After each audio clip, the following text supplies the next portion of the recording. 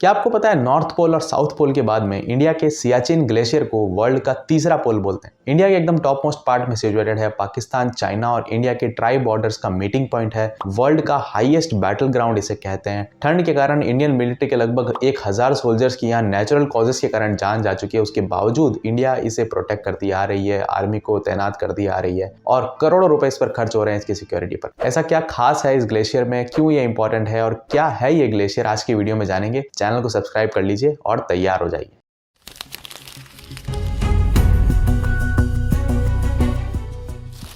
Glaciers क्या होते हैं?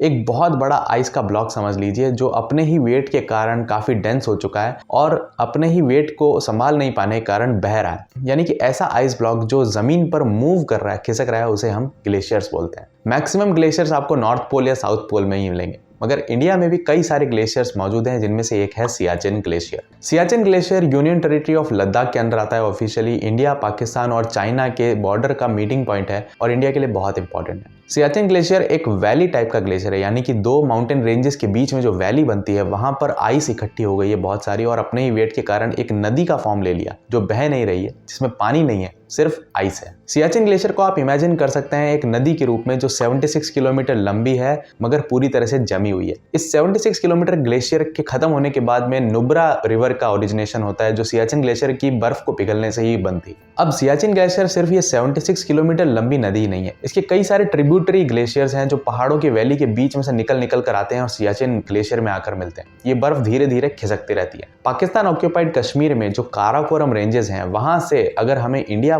में एंटर करना है तो सियाचिन ग्लेशियर एक बहुत ही अच्छा पाथ है, क्योंकि ये एक सॉलिड प्लेन रास्ता प्रोवाइड करता है माउंटेन रेंजेस के बीच में, जिसे एक्सेस करना आसान हो जाता है कंपैरेबली। अब बात करते हैं कि सियाचिन ग्लेशियर को थर्ड पोल क्यों कहा जाता है। दरअसल नॉर्थ पोल और साउथ पोल के बाद में सबसे बड़ा एक्यूमुलेटेड फ्रेश वाटर का सोर्स सियाचिन ग्लेशियर ही है, इसलिए इसे थर्ड पोल भी कहते हैं। इस ग्लेशियर में इतना फ्रेश वाटर है जो अर्थ में और कहीं पर भी नहीं मिलेगा सिवाय नॉर्थ पोल और साउथ पोल के। सियाचिन ग्लेशियर की लंबाई लगभग 76 किलोमीटर है और पहले ये किसी जमाने में 145 किलोमीटर का हुआ करता था। करंटली ये वर्ल्ड का सेकंड लॉन्गेस्ट ग्लेशियर है, तजिकिस्तान के फेडचेंको ग्लेशियर के बाद में। इस ग्लेशियर के बारे में पहली नोन रिपोर्ट 1848 में एक ब्रिटिश माउंटेनियर ने लिखी थी। 1909 में इसे डिमार्केट भी किया गया था, मगर 1947 में जब इंडिया और पाकिस्तान में कश्मीर को लेकर डिस्प्यूट हुआ और लाइन ऑफ कंट्रोल को ड्रॉ किया गया, तब भी सियाचिन ग्लेशियर के कुछ पार्ट को छोड़ दिया गया था अनडिमार्केटेड, क्योंकि ये एकदम ही नॉन एक्सेसिबल टेरिटरी थी। और इतना ही नहीं, 1965 और 1971 की वॉर्स के बाद में भी जो डिमार्केशन हुआ उसमें भी सियाचिन ग्लेशियर की नॉर्दर्न मोस्ट बाउंड्री को अनडिमार्केटेड छोड़ दिया गया था, क्योंकि ये नॉन एक्सेसिबल थी और यूजलेस कही जाती थी। सियाचिन ग्लेशियर का डिस्प्यूट स्टार्ट हुआ लेट 1970s में, जिसमें इंडियन आर्मी के एक माउंटेनियर नरेंद्र कुमार, जिन्हें बुल कहा जाता था, उन्होंने कुछ यूएस ड्रॉन मैप्स में ये देखा कि सियाचिन ग्लेशियर को पाकिस्तान का पार्ट दिखाया गया। जब इन्वेस्टिगेशन की उन्होंने तो ये पता चला कि पाकिस्तान सीक्रेटली